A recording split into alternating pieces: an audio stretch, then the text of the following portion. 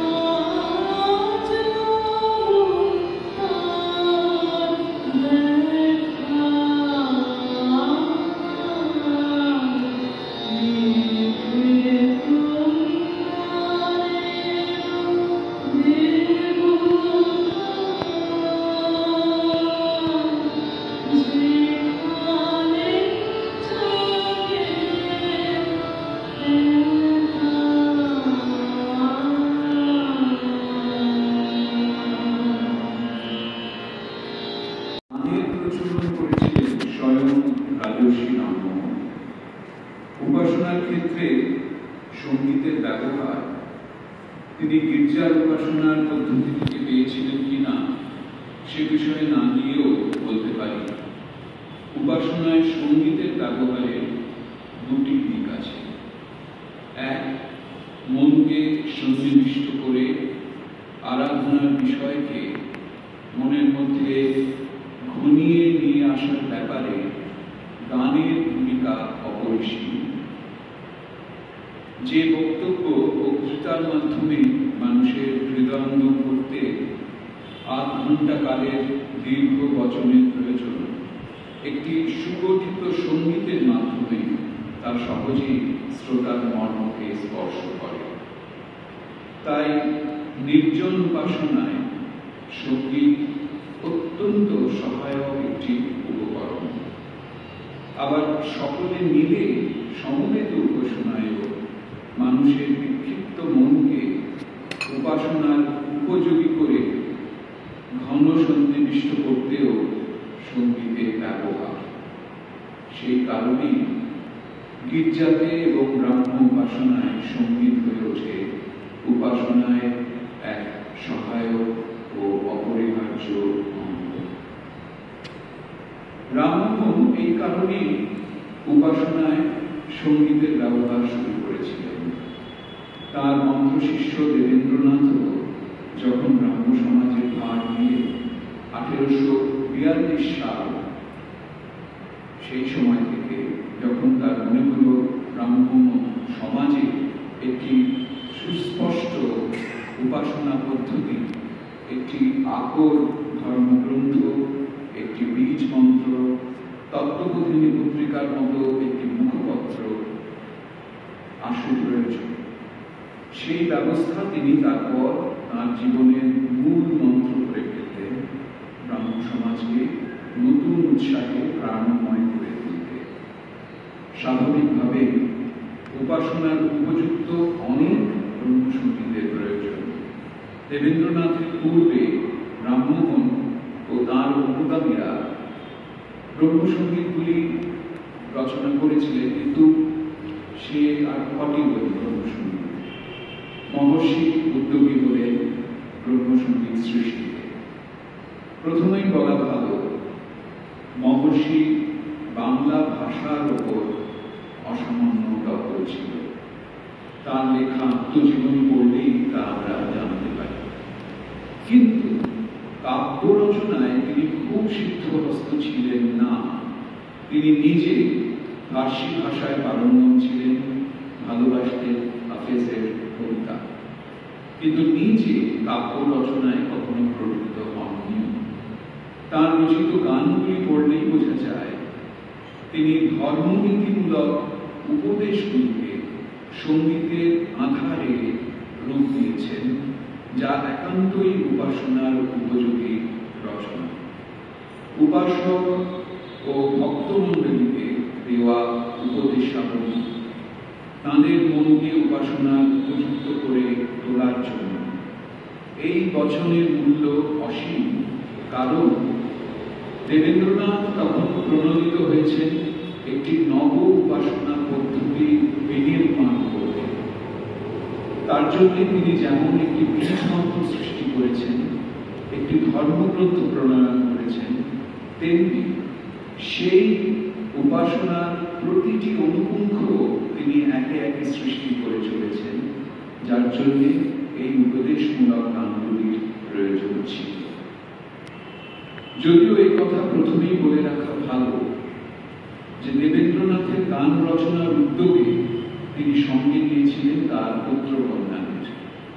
তাঁদের অসাধারণ মেধা, প্রতিভা ও উদ্ভাবনী শক্তির প্রয়োগে অনধিক 50 বছরের মধ্যেই গড়ে উঠল একটি বড় সড় ব্রহ্মসঙ্গীতের আকর। মহর্ষির নিজের রচিত গানের সংখ্যা জানা যায় না। আমরা তার 12টি বা 13টি গানের কথা পেয়েছি। তার মধ্যে আবার মাত্র 7টি গানের সুর ও স্বরলিপি বা গীতলিপি পাওয়া যায়। অনুমান করা যায় তার কর্মময় জীবন গান রচনার সুযোগ তাকে দেয়নি। আবার এও হতে পারে যে তার পুত্রকন্যা ও অন্যান্য সমধর্মা মানুষের সঙ্গীত রচনার উৎকর্ষে তিনি যথেষ্ট সন্তুষ্ট ছিলেন এবং নিজের নিরন্তর সঙ্গীত রচনার প্রয়োজনীয়তা তিনি তাই অনুভব করেননি। এবারে প্রশ্ন উঠতেই পারে, তাহলে মাত্র ওই কটি গানের উপর ভিত্তি করে এই আলোচনার প্রয়োজনীয়তাটা কি? এর গুরুত্বই বা কি?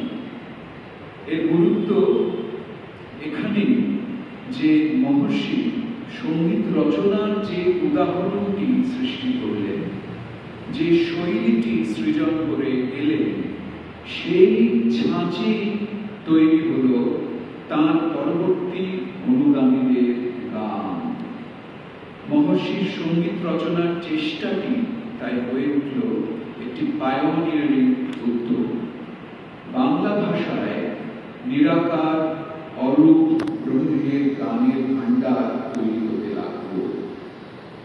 ব্রহ্মোপাসনায় জ্ঞানের সঙ্গে যুক্ত হল হৃদয় অনুভূতি, মনের আকুলতার সাংগীতিক উচ্চারণ, আবেগের সুর, প্রাণ প্রতিষ্ঠিত হল ব্রাহ্ম সমাজের উপাসনায়। এই কথা মনে রাখতেই হবে, মহর্ষির এই উদ্যোগের মাত্র 50 বছরের কালখণ্ডে ব্রহ্ম উপাসনায় অগণিত মানুষ হৃদয়ের আজ্ঞায় যোগ দিতে শুরু করলেন। নগর কীর্তনে ভক্তিরসে মাতোয়ারা সাধারণ ভক্তবৃন্দ এই গানের টানেই আকর্ষণ বোধ করলেন উপাসনায় অংশ নিতে। এই অবধি শুনে মনে হতে পারে শুধুই ধর্ম প্রচারের উদ্দেশ্যে, একান্ত এই উদ্দেশ্য নিয়ে বুঝি মহর্ষি সঙ্গীত রচনায় প্রবৃত্ত হয়েছিলেন। না, বিষয়টা ঠিক তেমন নয়। মনে রাখতে হবে, ঠাকুর পরিবারে সঙ্গীত প্রিয়তা বংশানুক্রমে প্রবাহিত। মহর্ষির পিতা প্রিন্স দ্বারকানাথ রীতিমতো সঙ্গীত শিক্ষা করেছিলেন এবং পুত্রকে শাস্ত্রীয় সঙ্গীতজ্ঞদের অভিভাবকত্বে সঙ্গীত শিক্ষা করিয়েছিলেন এবং ইংরাজ শিক্ষককে দিয়ে পিয়ানো বাদনেও তালিম দিয়েছিলেন। সঙ্গীত বিষয়ে দেবেন্দ্রনাথ নিজেই যথেষ্ট উৎসাহ অনুভব করতেন।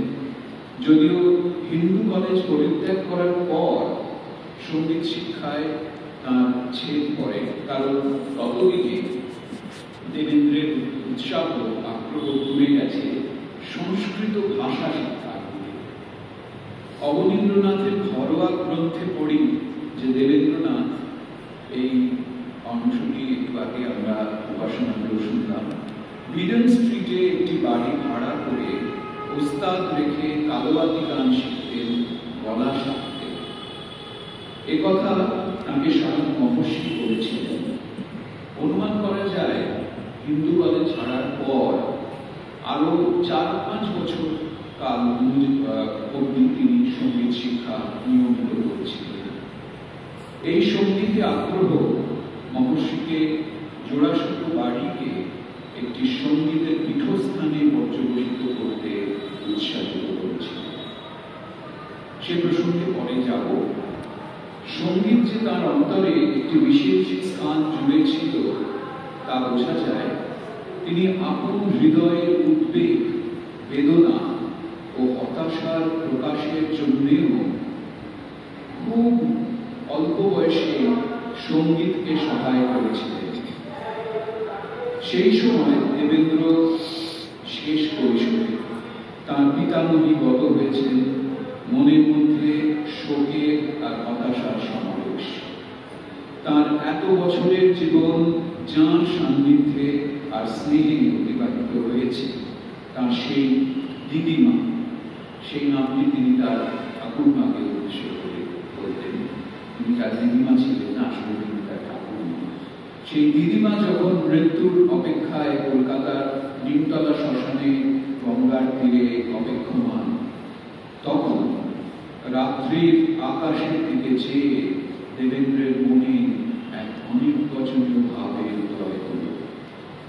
সে এক অলৌকিক পুলক রাশি, যার কাছে গৃহজীবনের সব ঐশ্বর্য ও আরাম সেই মুহূর্তেই মিথ্যা হয়ে যায়। কিন্তু তারপর সেই হৃদয়ে ক্ষণিকপ্রভ আনন্দের স্পর্শ চিরস্থায়ী হয় কই।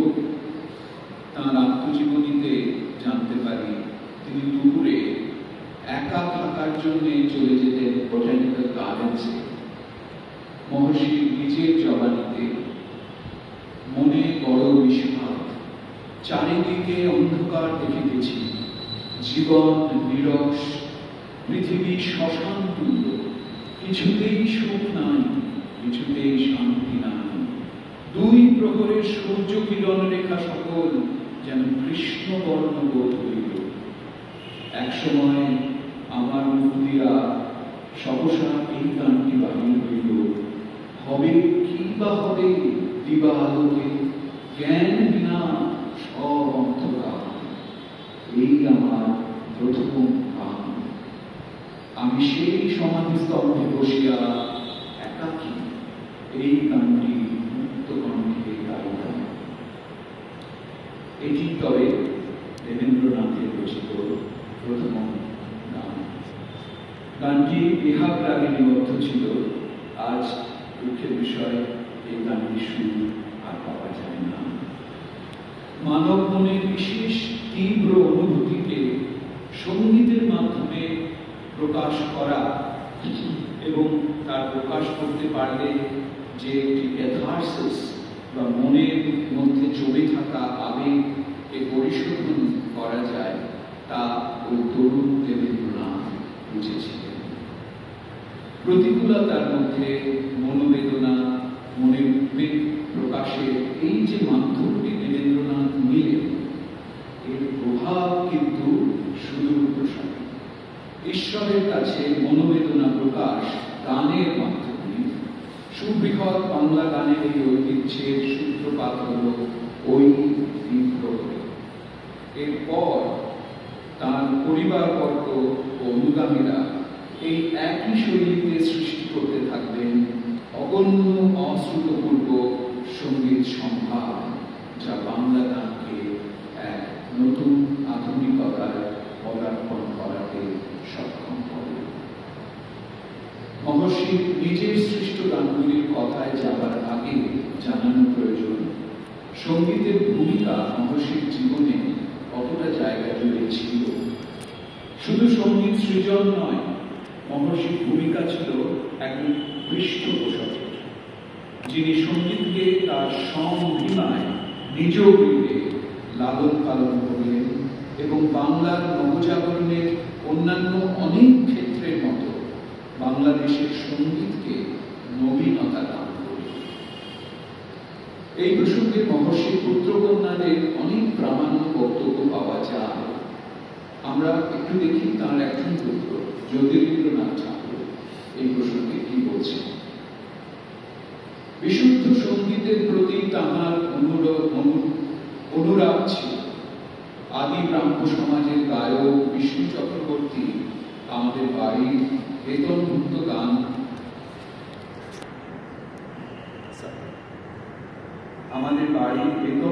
গায়ক ছিলেন। মধ্যে মধ্যে সন্ধ্যার পর তিনি বিষ্ণুর গান শুনিতেন। মাসিক বেতন পাইলেও গান শুনিবার পর প্রত্যেকবার 2 টাকা করিয়া বিষ্ণুকে পারিতোষিক দিতেন। তখনকার দিনে 2 টাকা। তিনি ভালো ভালো গায়ককে আমাদের বাড়িতে আশ্রয় দিতেন।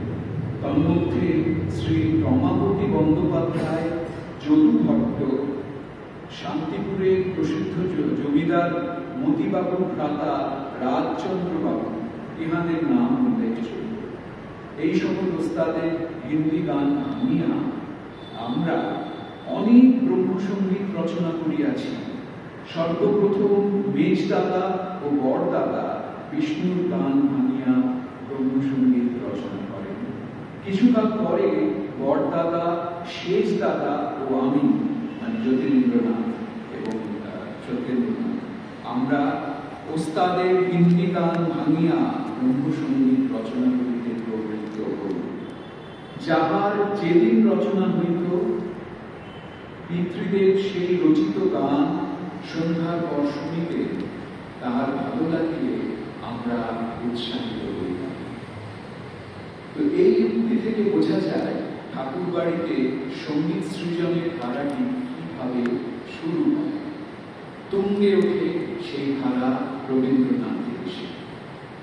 মহর্ষি শুধু সঙ্গীতের পৃষ্ঠপোষকই ছিলেন তা নয়, দেবেন্দ্রনাথের মধ্যে পাশ্চাত্য বাদ্যযন্ত্র রীতিও তৈরি হয়েছিল। কারণ এক সময় তিনি পিয়ানো শিখেছিলেন।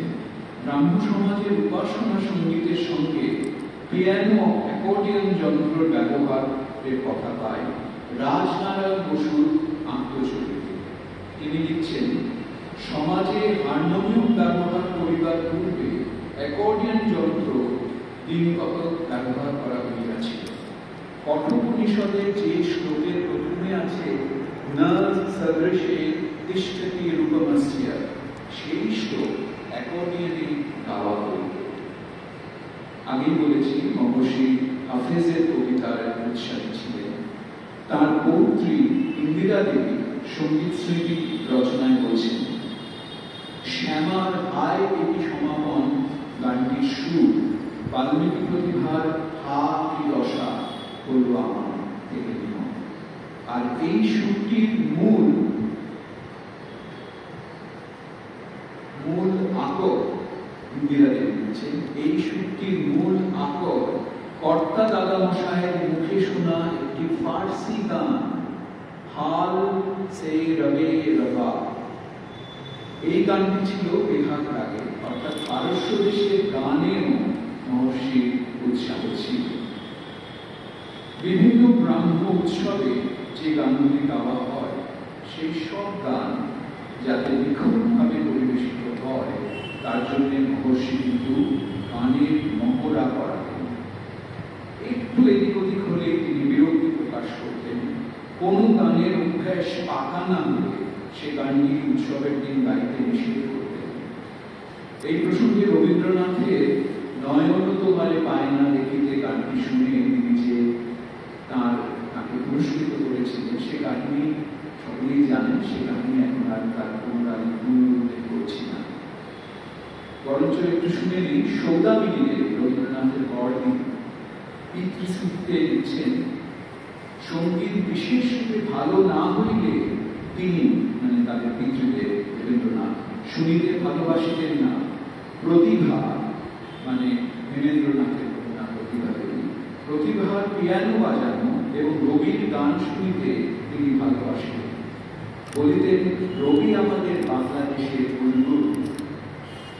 তার পরিত্রী সরলা দেবীকেও হাফেজের কবিতায় সুরারোপ করে গাইতে বলেছিলেন। সেই গান শুনে তিনি এত খুশি হয়েছিলেন যে নাতনিকে বহুমূল্য গয়না দিয়ে পুরস্কৃত করেছিলেন। সেই তথ্য আমরা পাই সরলা দেবীর লেখা স্মৃতিকথা জীবনের ছড়া। জ্যোতিরিন্দ্রনাথ যখন সঙ্গীত সমাজ সৃষ্টি করলেন, সেই সমাজের জন্য দেবেন্দ্রনাথ স্বয়ং তখনকার দিনে 1000 টাকা চাঁদা করেছিলেন। 1884 সালে রবীন্দ্রনাথকে লেখা একটি পত্রে মহর্ষি তাদের গৃহ সঙ্গীত শিক্ষক শ্রীকণ্ঠ সিন্ধুর মৃত্যু সংবাদ দিয়েছেন। এই শ্রীকণ্ঠ সিন্ধুর কথা আপনারা রবীন্দ্রনাথের বহু স্মৃতি সব ইয়েতে পেয়েছেন এবং একটু আগেও আমরা যে অংশটি পড়ে শোনালেন, ওটা কার লেখা থেকে পড়ে শোনালেন? ওটা ত্রৈলোক্যনাথের লেখা থেকে যেটি পড়ে শোনালেন, তার মধ্যেও আমরা দেখেছি শ্রীকণ্ঠ সিন্ধু দেবেন্দ্রনাথের শুধু যে সঙ্গীতের শিক্ষক ছিলেন তা নয়, তিনি তার সাথে এই ধর্মীয় বিষয়ে আলোচনা সেই শ্রীকণ্ঠ সিংহের মৃত্যু সংবাদ তিনি রবীন্দ্রনাথকে লিখছেন। তিনি বলছেন, তাহার কন্যা আমাকে লিখিয়াছেন যে কি মধুর তব করুণা গাইতে গাইতে একেবারে চক্ষু মুদ্রিত করিয়া দিলেন। ও ত্রিভুবননাথ, তাহার এই গানটি আমার হৃদয়ে মুদ্রিত রইল এবং এই গানটি তাহার সম্বর হইয়া তাহার সঙ্গে চলিয়া গেল। কি অসম্ভব বেদনার সঙ্গে মহর্ষি কথা দিচ্ছেন রবীন্দ্রনাথ।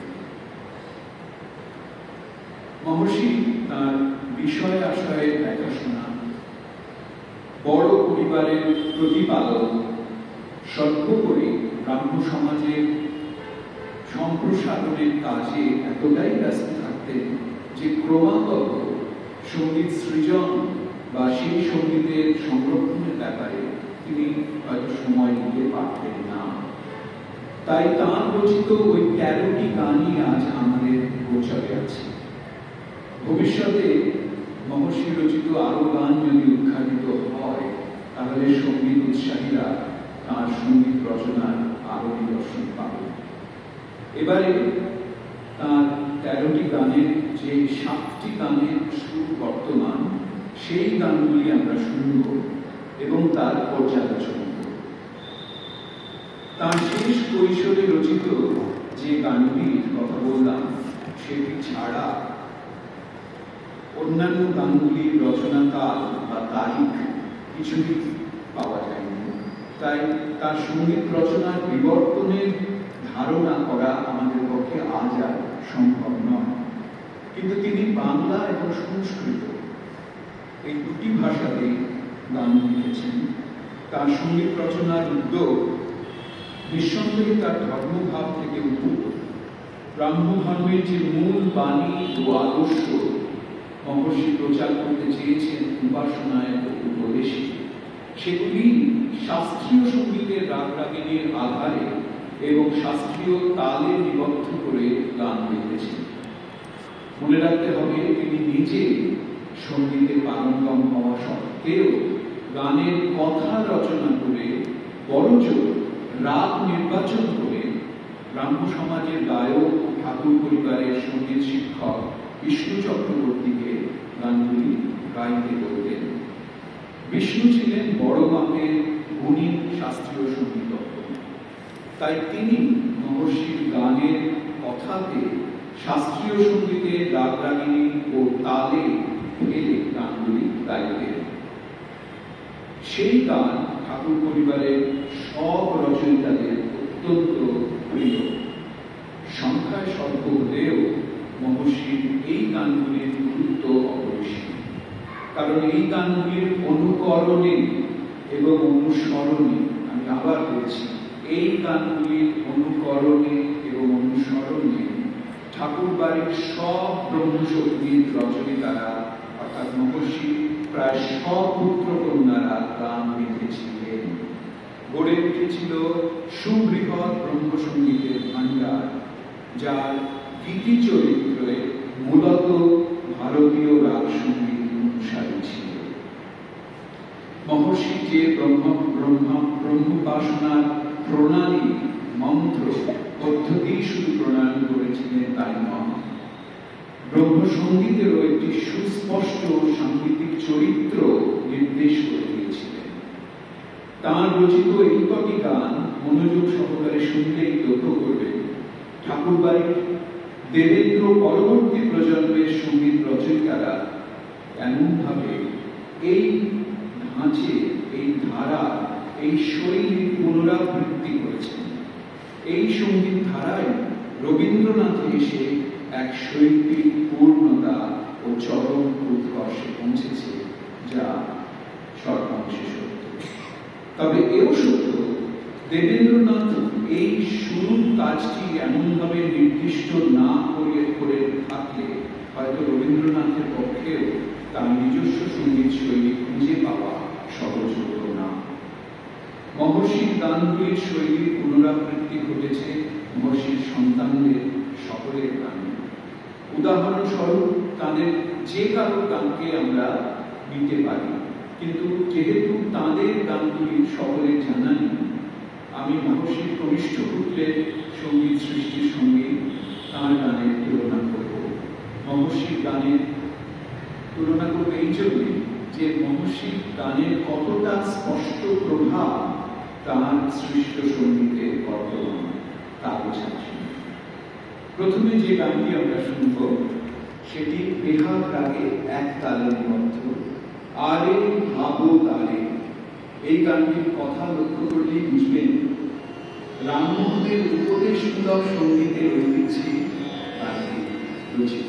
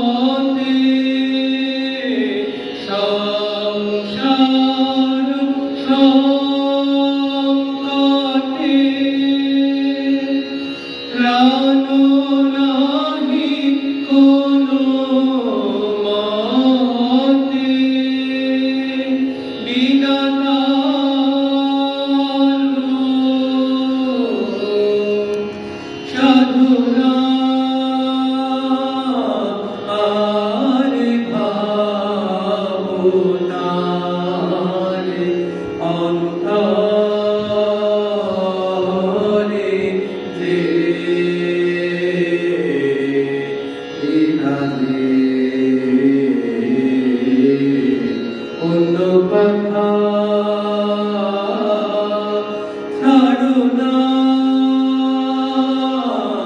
আরে ভাবো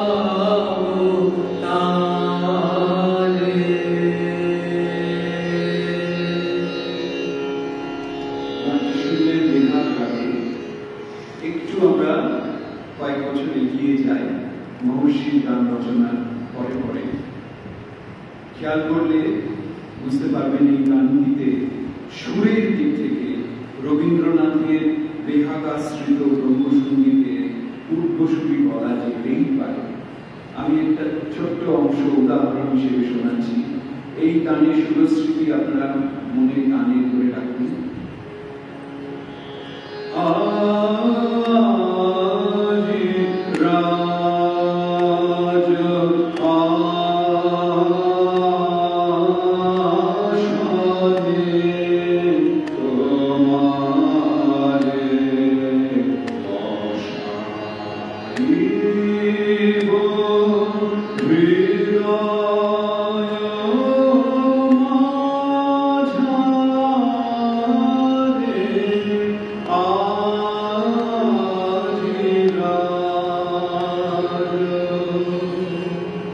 দেখুন সুরের এই গানের যে স্থায়ীটা রাজু আসনের যে স্থায়ী তার সুরের প্রয়োগ কতটা একটি অন্যের পরিপূরক। ঠিক সেরকম আরেকটি গানের বেহাগ, আমরা তো রবীন্দ্রনাথকে বেহাগ সিদ্ধ বলি, সেই বেহাগ সিদ্ধ হওয়ার মূলটা কোথায় সেটা এবার আপনারা বুঝতে পারবেন। মহর্ষি গান থেকে কিন্তু বেহাগ রাগ ঠাকুরবাড়ির গানে বিশেষ করে ব্রহ্মসঙ্গীতে একটা বড় জায়গা করে দিচ্ছিল। নিশ্চয়ই বিষ্ণু চক্রবর্তীর নিজস্ব গানের চোখে। আরেকটি গান আমি রবীন্দ্রকে গাইতে বলবো, সেই গানের অন্তরাটি শুনুন। এই গানের অন্তর একবার অন্তরাটা একটু শুনিকা বলতে যদি মনে না থাকে, শুধু অন্তরাটা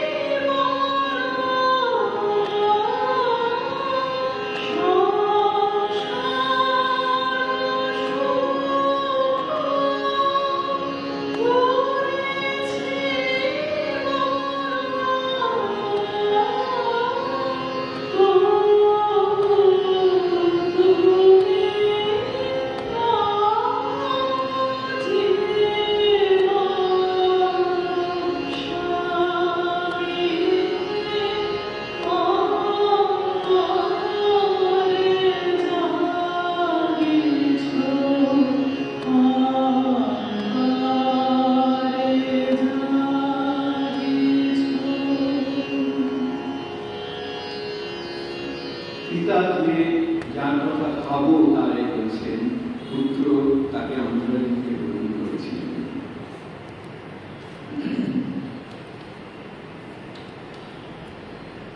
যদি বলি যে দেবেন্দ্র রোপিত সঙ্গীত বীজ কালে কালে ফুলের ফলে পল্লবিত হয়ে রবীন্দ্রসঙ্গীতের মহতী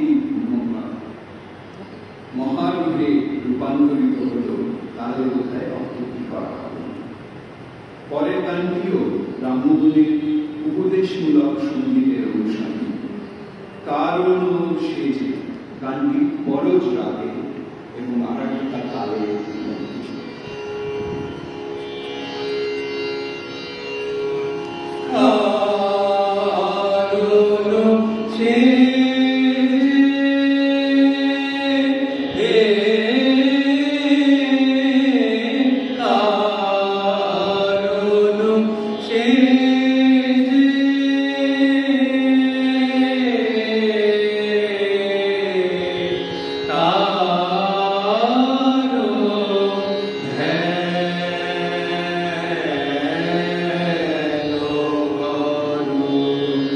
Amen.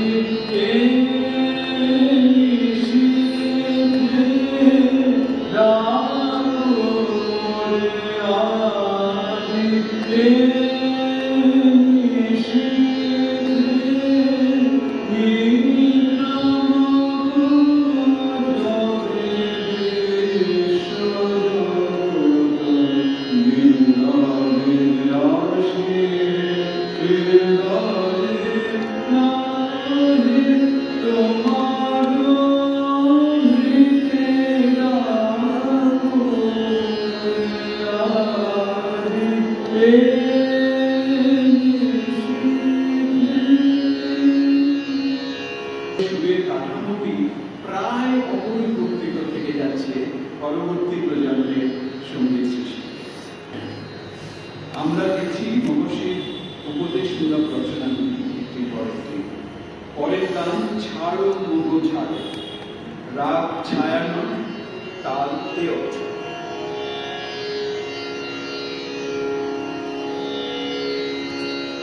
ছাড়ো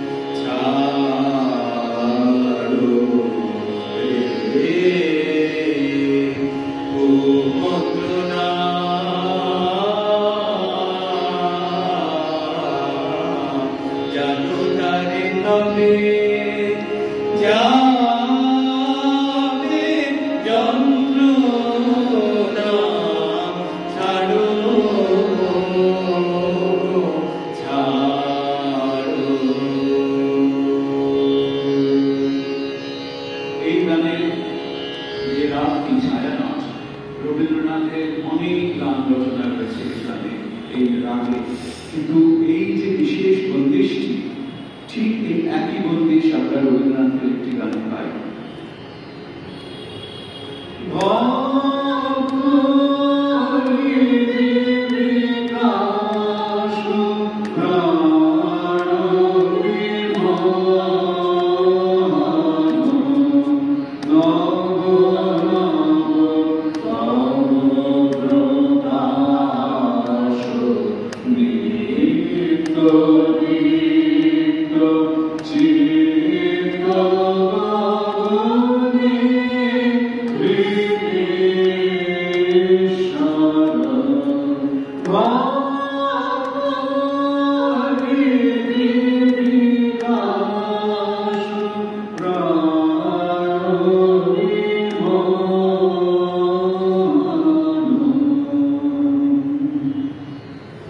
পরবর্তী রচনা কুকুর রাগে তেয়র তালে নিবদ্ধ তাহারি স্মরণ লই।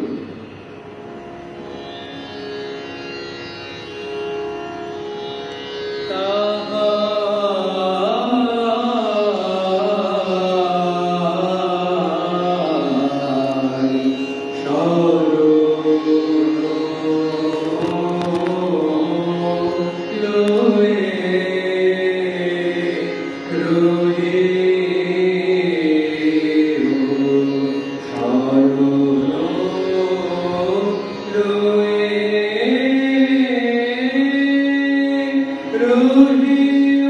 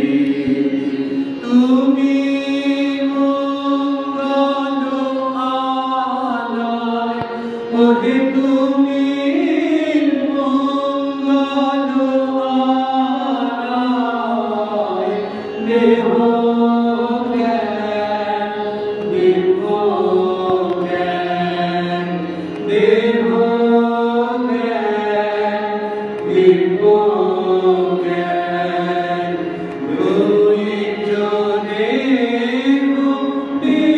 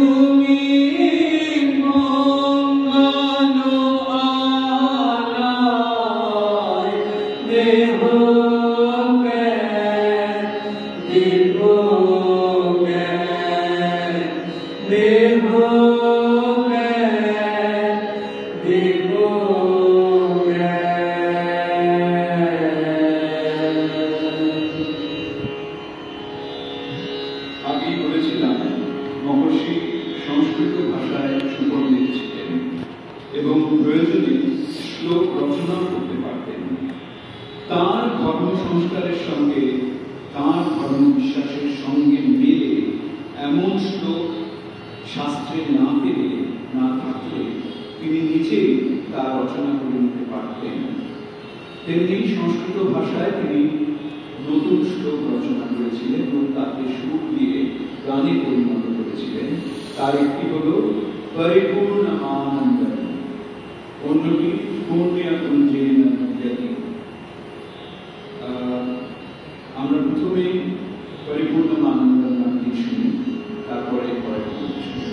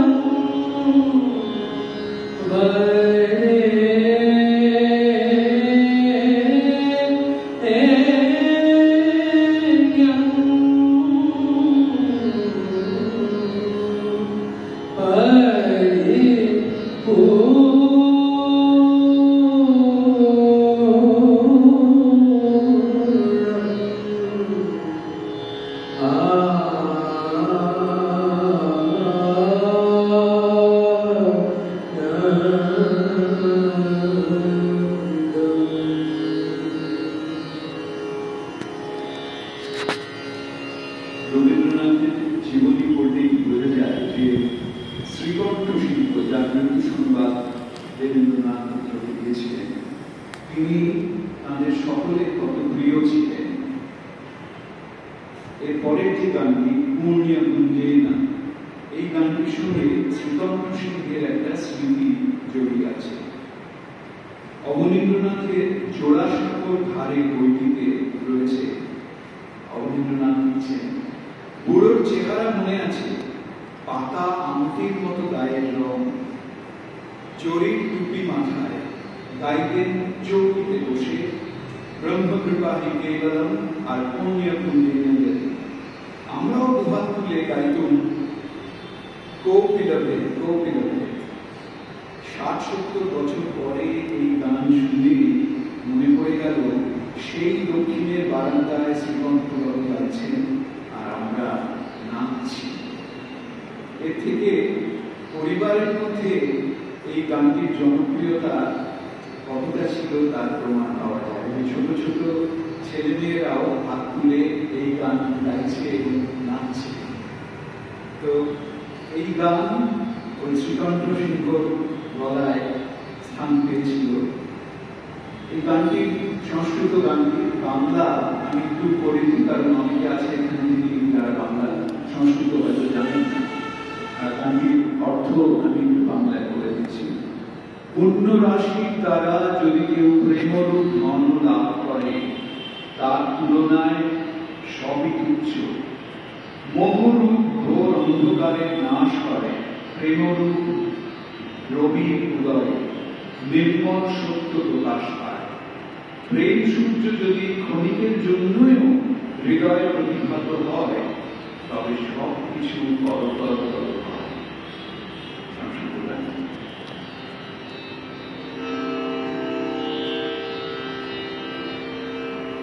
পুণ্য পুঞ্জে নয়নি প্রেম ধনং গোপীলভে। পুণ্য পুঞ্জে নয়নি প্রেম ধনং গোপীলভে। প্রেম ধনং গোপীলভে। তস্য তুচ্ছং সকলং তস্য তুচ্ছং সকলং প্রেম ধনং গোপীলভে। প্রেম ধনং গোপীলভে। প্রেম ধনং প্রেম ধনং গোপীলভে। পুণ্য পুঞ্জে নয়নি প্রেম ধনং গোপীলভে। याति मोहान्धतमं प्रेमरवेण हृदये। याति मोहान्धतमं प्रेमरवेण हृदये।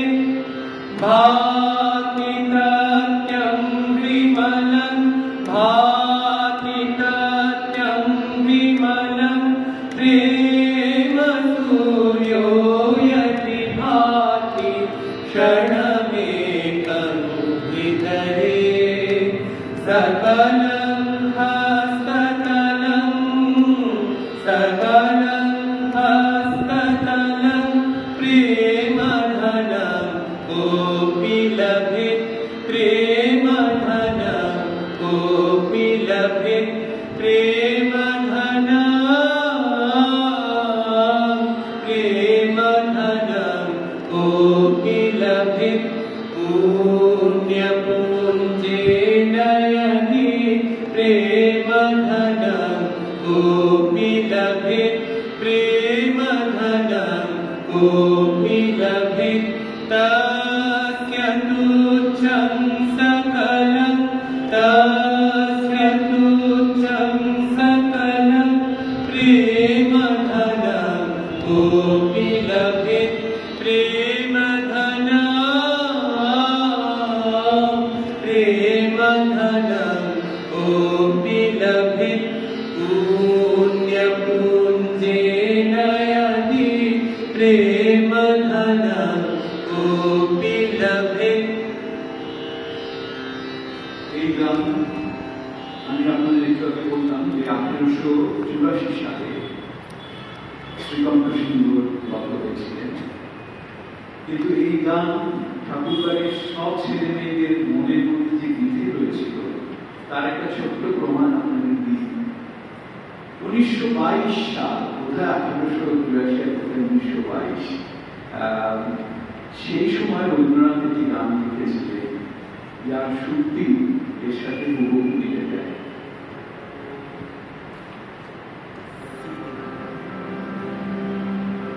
কোন খেলাতে খেলবো কখন, ভাবি বসে সেই কথাটাই।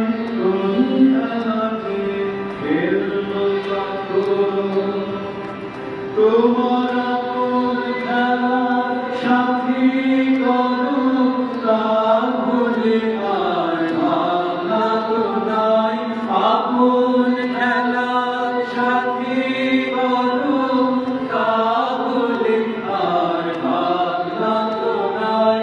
কোন খেলাতে খেলবো কখন, ভাবি বসে সেই কথাটাই। কোন খেলাতে খেলবো কখন। তো সংস্কৃত গানের কথায় আমি জানি যে তৃতীয় আরেকটি শ্লোক তিনি পেয়েছিলেন মহানির্বাণ তন্ত্রের মধ্যে 1845 সালে। সেই মহানির্বাণ তন্ত্রের তৃতীয় শ্লোকটিকে পরিবর্তিত করে এবং পরিমার্জিত করে তিনি একটি গানের রূপ দেন। এই গানটিরও লিপিরূপ এখনো পাওয়া যায়নি বা হারিয়ে গেছে। সেটা হচ্ছে সেই স্তোত্রটি যেটি আমরা পাই, নমস্তে সতেতে।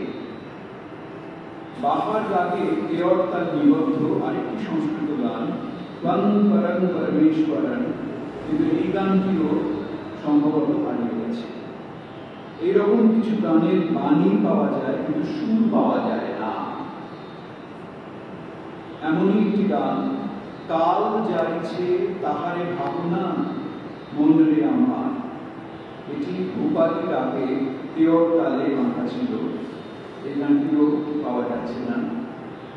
এই প্রসঙ্গে আরেকটি গানের কথা বলি, যোগী জাগে ভোগী রোগী কোথায় যাবো, কেদার রাগে চৌতালে নিবদ্ধ এই গানটির বাণী পাওয়া যায়।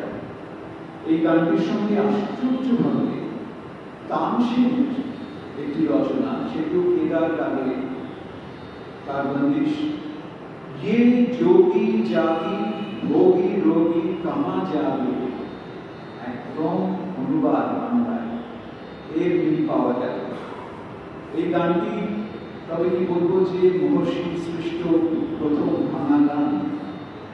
আর মহর্ষির এই রূপান্তরের খেলায় তার পুত্রকন্যারাও নেমেছিলেন ঠাকুর বাড়িতে সঙ্গীত সৃষ্টি সেই আদিকাল থেকে। মহর্ষি দেবেন্দ্রনাথ আত্মোপলব্ধির পথ নির্দেশ করার জন্যে ব্রহ্মসঙ্গীতকে কাজে লাগিয়েছিলেন। মহর্ষির শিল্পী মন তার ধর্মচেতনা প্রকাশের সহমাধ্যম হিসেবে ব্রহ্মসঙ্গীত রচনা করেছিলেন। কাব্যের বিচারে হয়তো এই গানগুলিকে খুব উচ্চাসনে বসানো যায় না, কিন্তু একটি বিশেষ ধরনের সঙ্গীত ধারার প্রবর্তক হিসেবে দেবেন্দ্রনাথের নামটি আমাদের মনে রাখতেই হবে। দেবেন্দ্রনাথ তাঁর দীর্ঘ জীবনে তার সব পুত্রকন্যাদের সৃষ্ট সুমধুর সঙ্গীত সুধা শুনে গেছেন। বিশেষ করে তাঁর কনিষ্ঠ পুত্রের সঙ্গীত প্রতিভাকে তিনি বারে বারে বহুবার স্বীকৃতি দিয়েছেন। জহুরির চোখ ছিল তাঁর পরিবার থেকে যে বাংলা সঙ্গীতের একটি নবযুগ প্রবর্তিত হতে চলেছে, 1905-এ মৃত্যুর আগেও তিনি তা উপলব্ধি করতে পেরেছিলেন। মহর্ষি তার আত্মজীবনীতে ব্রাহ্মণ ধর্ম সম্পর্কে আলোচনা করতে গিয়ে রবীন্দ্রনাথের একটি গানকে উপস্থাপিত করেছেন তার আত্মজীবনীতে। সেই গানটি দিয়েই আমরা আজকে সভা শেষ করব। এই গানটি রবীন্দ্রনাথ 65তম মান্দোৎসবের জন্য লিখেছিলেন। আর একটা খুব আশ্চর্য কথা, উনি তো প্রতি বছর মান্দোৎসবে অনেক কিছু করে গান রচনা করতেন, কিন্তু ওই 65তম মহোৎসবে উনি একটিমাত্র গানই রচনা করেছিলেন, সেটি এই গান।